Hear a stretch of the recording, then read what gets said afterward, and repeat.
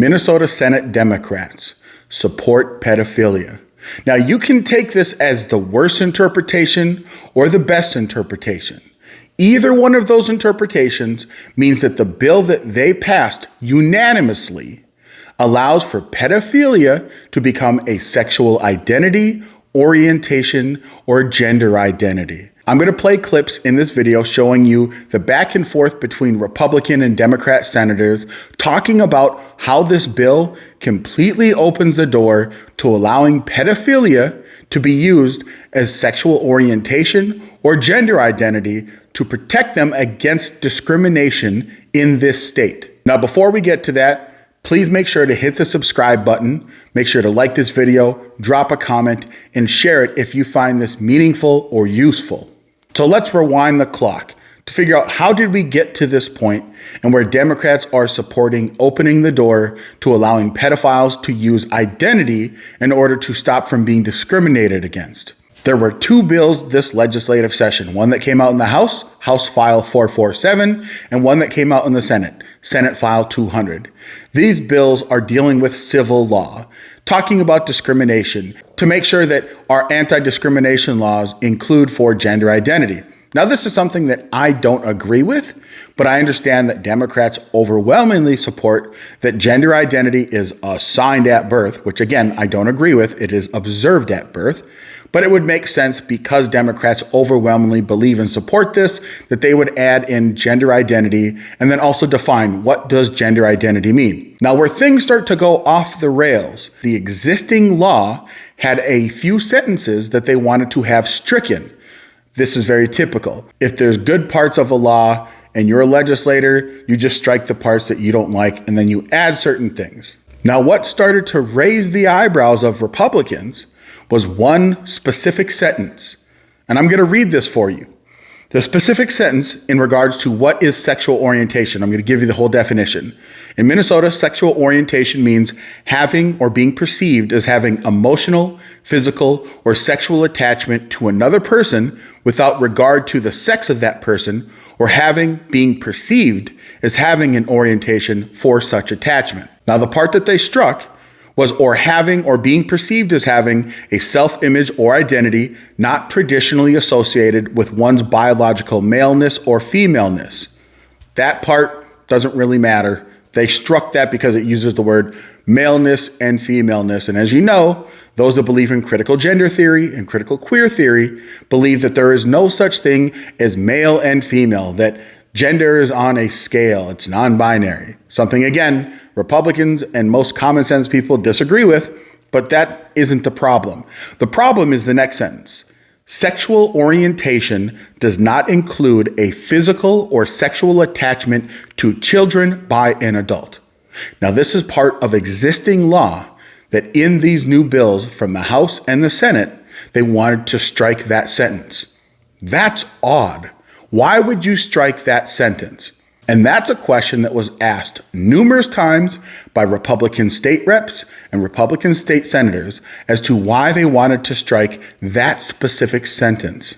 The claim from the Democrats is that when this law was written, this was a way to use bigoted language that made the assumption that people that are gay are attracted to children.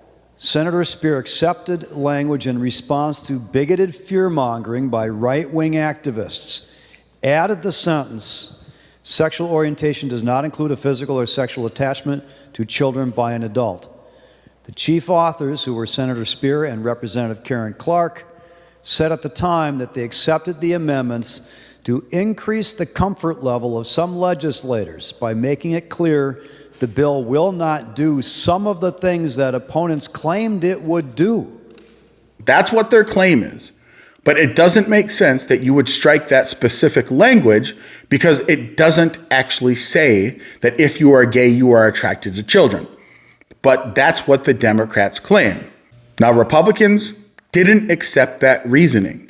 They said, well, this is just odd that you want to strike this, because if we read this legislation and you take out the stricken part, there is nothing that says that someone that's attracted to a child would not be able to deem that as part of their sexual orientation. Now, the Democrats said that's crazy. No one does that. During the House debate of this bill, when Republicans raised this issue about opening up the door and Democrats pushed back saying, no, that's not possible, there was a Republican state rep named Harry Niska, and he said, you know what? I have a solution. Let's add an exclusion amendment that specifically states that you are excluded from sexual orientation if you are a person that is attracted to children. Simply stated, the physical or sexual attachment to children by an adult is not a protected class under this chapter. After some hemming and hawing by Democrats, they agreed. It was unanimous. Not a single Democrat or Republican voted against this amendment. And that's the House version of this bill. Now, the Senate version did not have this amendment and some other amendments. So the two bills had to go to conference committee or reconciliation. In the Senate Reconciliation Committee, there are no Republicans that serve on that committee. And that's just how it goes sometimes, because Democrats in the state of Minnesota control the governor's mansion, control all of the constitutional offices, control the House, and control the Senate. They actually don't need Republicans to do anything. If every Democrat just toes the line, they can pass through anything their heart desires. So the bill coming out of this committee completely removed the language of the amendment that was offered by Republican Harry Niska from the House version of the bill. To that point, listen to the statement made by Republican State Senator Andrew Matthews about removing this language and then bringing this bill back to the Senate to be approved and passed. I cannot fathom how we think this is a good idea to change the definition and leave this wide open to putting us on the pathway to have attraction to children be a protected class in the state of Minnesota. The amendment that was in this bill when it went into the conference committee would have solved all the concerns, and it's come back being stripped out by the all-Democrat conference committee. That was a serious and egregious mistake.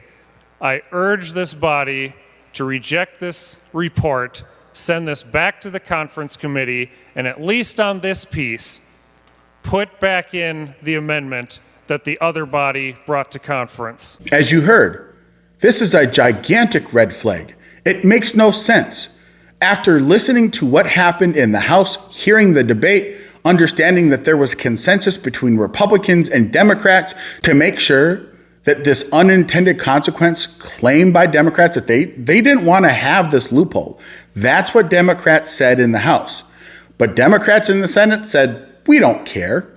We don't think that loophole is a thing. And so we are going to completely ignore the language of this amendment and remove it from our bill that we are going to vote on. And again, because if every Democrat holds the line, anything that they propose will pass the Senate. Now, it's possible that these Democrats don't actually read any news reports. They're not up to date with current studies being put forth that are talking about pedophilia and how some people actually believe that pedophilia is something that people are born with, that it is an identity disorder. But Democrats refuse to accept that this is a reality that exists.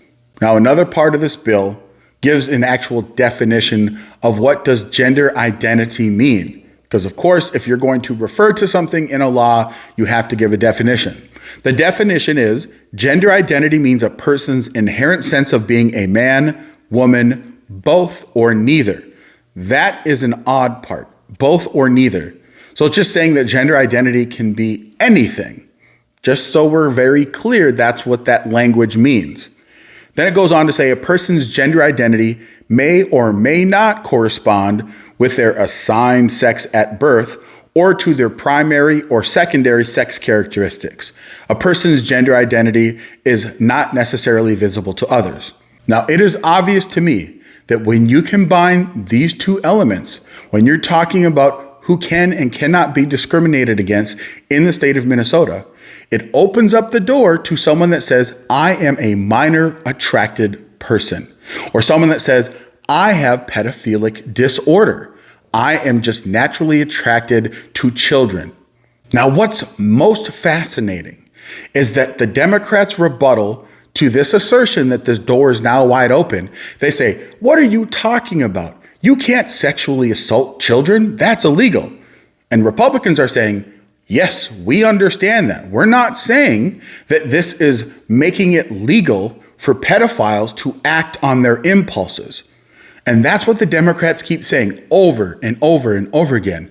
And I'm going to play an exchange between Senator Latz, who's a Democrat, and Senator Westenberg, who's a Republican. They go back and forth with an exchange to try and get some clarification. Thank you, Mr. President. My question is, can we discriminate on someone based on their sexual orientation? Senator Latz, to the question. Senator, that's kind of a broad question. I'm going to interpret the question as, is it lawful in Minnesota to discriminate against someone based on their sexual orientation? If that is the question, the answer would be no. There appears to be a conflation of sexual orientation and the issue of age. The statute that is being amended in this bill defines sexual orientation for purposes of protected classes. And it strikes language in there that is irrelevant to that question. Well, I read that differently, and that could be read and interpreted however you want it to read. And I think how I read it and interpreted it when I first read it is how anyone could interpret that. Mr. Latz, if it's unlawful to discriminate against someone based on their sexual orientation, and if someone identifies as a pedophile, would it be illegal to allow them to be a teacher? It would be, I don't know if the hiring laws specifically prohibit someone who has a criminal history of criminal sexual conduct against a person who is underage. I suspect that they are explicitly prohibited in statute. Now, you said it's illegal to act on that and you talked about being convicted of a crime. I didn't say they were convicted of any crime. I just said if someone puts on their resume that I like children and they're not convicted of a crime, that would mean they identify as a pedophile. It would be illegal for me to not hire them, and that is disgusting. We can't have pedophiles being teachers, and we can't have them being daycare providers. That's wrong. So you can say, I'm crazy, I'm not crazy. I don't care what you do if you're an adult. Leave the kids alone. And changing that language takes it out of there. I see sexual orientation means to whom someone is attracted to based on whatever, and it says neither. That could be children. You can interpret it that way, however way that would be interpreted as it goes in front of a judge. As you heard in that exchange, Westenberg clearly says, I'm not talking about people that have actually committed a crime. I'm talking about people that have these predations. Senator Latz continues to push the idea that, of course, this bill doesn't legalize pedophilia. The act of doing something, acting on your pedophilic beliefs or desires or urges or evilness, whatever you want to call it. Senator Westenberg says, I'm not talking about people that act on these things. I'm talking about people that identify this way, that based off of this language, someone in this example, a teacher, could put on their resume that they are attracted sexually or physically to children, and based on the language in this bill, institutions in Minnesota would not be able to discriminate a person that says that they are attracted to children. Because being attracted to children and telling people that you're attracted to children and then committing a crime are two different things. And it's literally that simple. Now, someone that cares about politics, and as much as I rag on Democrats, I do think it's important to try and get along with each other to understand that there are just core fundamental differences about beliefs and values. but you can still sometimes come to an agreement on certain values. So one of the things that you shouldn't do if you actually want to come together with someone is take the worst assumption about something that you believe they're trying to do, but instead take their assumption in the best possible light. But in this case, in the best possible light, the best that you can come up with is that Democrats don't actually care or believe that there are people or a movement that is trying to destigmatize pedophiles. All you have to do is go into Google or DuckDuckGo or your favorite search engine and Google destigmatizing pedophilia. You will find articles upon articles and studies and conversations coming from academia talking about this issue. The idea that there are people that are born with predilections to be attracted to children. Now, I think that is immoral and disgusting. I actually don't believe that that's true. But let's just presume for a minute that it is. I don't care. If there are people that are attracted to children when they are adults, even if they are born that way, they should not be in a civilized society. Like, hey, I'm sorry, but you should be institutionalized. In the same way that if you were born with a desire to just stab people and cause harm to people, and that was just a constant recurring value or belief or thoughts in your head that you could not escape, you again, even though it's not your fault, should not be allowed to be in a civilized society, because at any moment you could snap and cause irreparable harm and damage to other people. So I don't know, maybe find a way to fix that with medication or surgery or something. But the idea that you should destigmatize it, allow it to flourish, let them have little groups to meet up and say, hey, here's all of these terrible, disgusting, evil thoughts that I have about things that I want to do to children. We should never normalize that. You should be shunned from society until you go through therapy, have some type of medicine. That's what I believe. But Democrats apparently don't even think that it is a thing.